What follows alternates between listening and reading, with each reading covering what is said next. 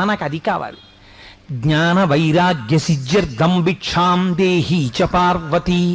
ఇలా అడిగిన వాళ్ళకి ఏమిస్తుందో తెలుసండి, అన్నాన్ని శరీరం నిలబెట్టుకోవడానికి ఇచ్చి ఇంట్లో దరిద్రం లేకుండా చేసి ఇప్పుడు భక్తి అనబడే అమృతాన్ని కూడా వడ్డిస్తుంది.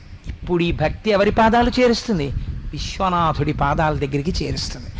అమ్మ అనుగ్రహం ఉన్నవాడు అయ్య దగ్గరికి చేరిపోతాడు. అందుకని మోక్షద్వార కవాట పాలనకరి కాశీపురాధీశ్వరి భిక్షాం దేహి కృపావలంబనకరి మాతాన్న పూర్ణేశ్వరి.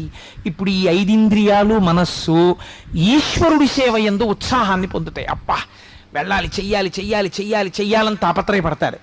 ఆ తాపత్రయం, ఆ ఉత్సాహం లేకపోతే అది ఎప్పుడు లౌకికమైన విషయాల వైపు తిరుగుతుంది.